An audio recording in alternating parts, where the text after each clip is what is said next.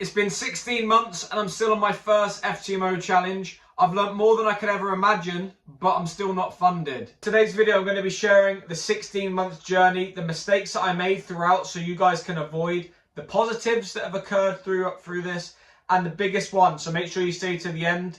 I'm going to be announcing a major change to my trading in general, a big update, which a lot of you guys are not going to want to miss. If you're new here, this is my first FTMO challenge that I've been documenting all from the very beginning. The first few months of trading the account were brutal. As a lot of you guys would be aware, I've documented every single position, being real, honest and transparent, showing everything on my YouTube channel, not cherry picking trades. And I documented as soon as I bought the account in the October 2024, I showed every single trade and we started off brutal. We had 4 losses in a row. Obviously people watching, it adds more pressure. But I was aware that drawdown happens and I wasn't going to change my strategy because I needed to give it a large sample size. I needed to give it a large amount of data to allow the edge to play out. Drawdown periods happen and I was aware of that. So I thought coming into 2025, I'm going to stick with this style and see if I can just get consistent. That was the foundation I wanted to build on. After a few months of having the account being in drawdown, as we entered 2025, the start of 2025, I realized passing this account, especially phase 1, was going to be down to, well, not down to strategy, not down to this holy grail indicator that's going to, allow me to make profit. It was going to be down to myself. I knew that I had to become the edge alongside my strategy, and there was no good me continuing with some of the bad habits that I had outside of trading. I knew my technical knowledge.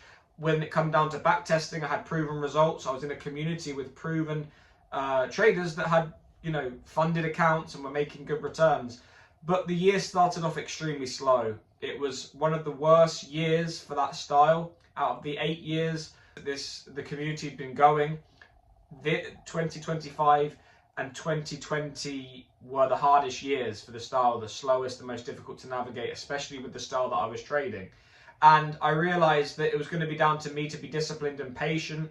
I wasn't expecting or trying to pass the account within a week or a couple of weeks. I wanted to be disciplined and show that once I'm consistent, then potentially I could speed up that process. But I didn't want to just blow £400 or £500 on the account just gambling. I wanted to prove to myself that I could become consistent, prove to myself that once I'm consistent, it's scalable and I could scale up the capital.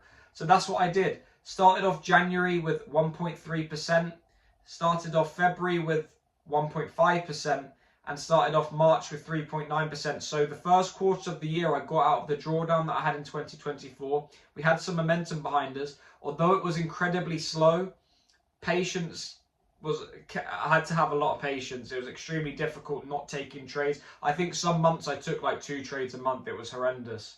But I had to stick with it because I didn't want to just quit and change strategy after having a slow period or having a couple of losses, because I wanted to allow the edge to play out over the long term.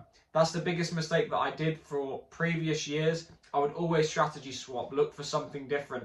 And again, there's nothing wrong with evolving or changing your style over time, but don't be quick to jump strategy just because you've had a couple of losses. And that's what I wanted to try and prevent and avoid. So after very, very slow but consistent 2025, in the May, I ended up passing phase 1, as you can see there. And that was a very big achievement at the time, being as difficult a year as it was, and not having active months, being in drawdown for a long period of time, and then when you're out of it, not being actively trading, that was really difficult to navigate. And I was aware of the amount of time I'm putting into only passing phase 1, and I haven't made any money from it yet.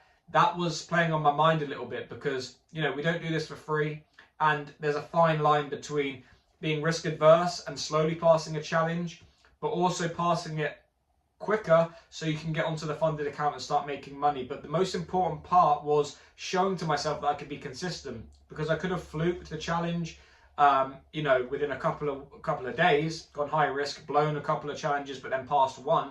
What's that gonna tell me? Is that going to give me confidence to get consistent payouts? Probably not.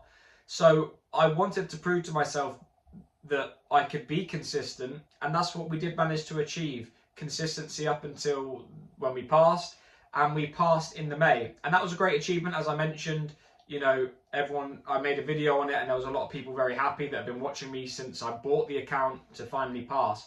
So that was a very nice achievement. And then we came into phase 2, and we started off very, very well with phase 2. We were having a good run starting off, and we ended up having a good couple of winners in a row. I think there were 2-to-1s, and obviously phase 2, you only need 5%.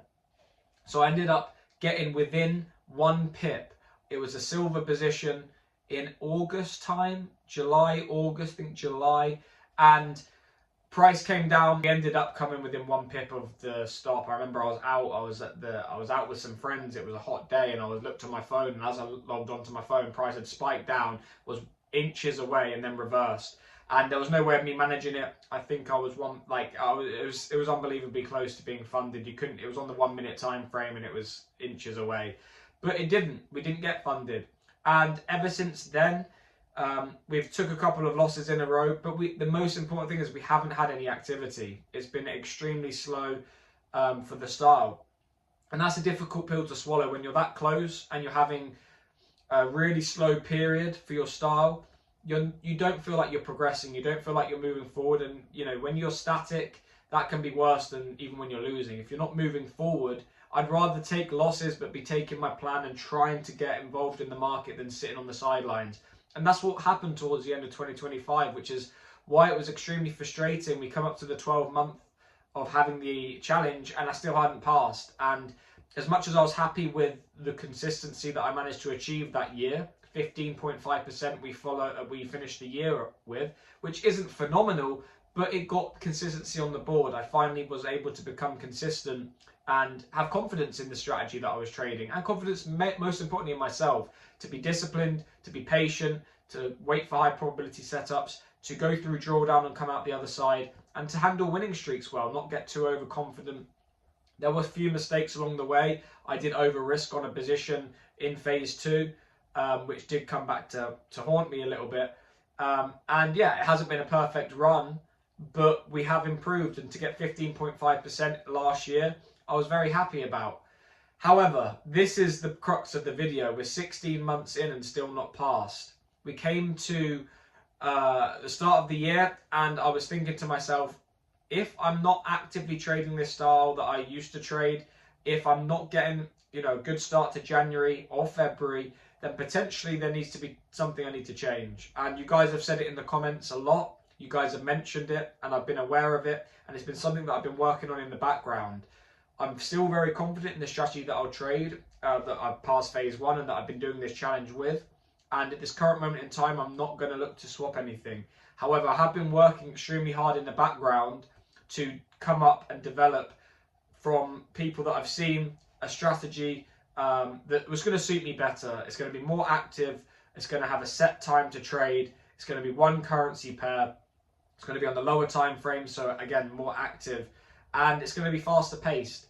So potentially that's something I'm going to be implementing in the next couple of months probably. I need to get a bit more data. I've been back testing it and they're looking very, very good results. I've also traded it on, which I'll show you probably in a separate video, but I'll show you a glimpse now, on that 50k funded account that I've got from Funded Trader Markets. I traded today actually on with the new style, and that played out lovely. So that was a nice trade. So I'll show you probably another video on that in more detail. So make sure you're liking, commenting and subscribing to follow this journey. But yeah, the crux of the video, it's been 16 months, still not funded. Is it time to change?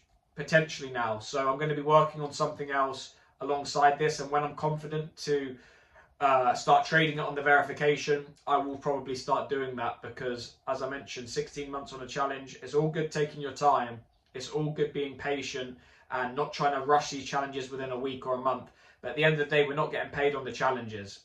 We don't get paid to be on a challenge. And let's say I get the challenge and then I breach a rule. I've not wasted the time because I've gained consistency, which I've been happy with. I haven't blown the account. I've got consistent. But let's say the account got taken off me, or you know, something happened. You've spent 16 months on a challenge for very little reward. So it's time to look for a bit more of an active strategy, change something up slightly. I'm still going to be trading the same style, but I'm going to be looking to do something else alongside it as well. As I mentioned, it's 1 or 2 currency pairs. You're not looking at a lot of currency pairs, which is what I currently am doing.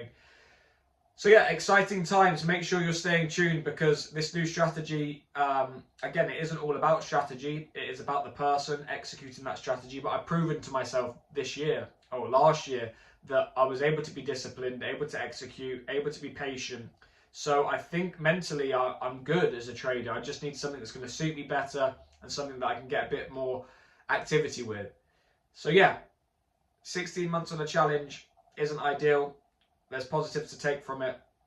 But yeah, I appreciate you guys, the support you've shown, and make sure you're staying tuned, because it could be very exciting. Developing this new style gives new opportunity. So yeah, make sure you're staying tuned for my journey, and I appreciate you guys. I'll see you guys in the next video.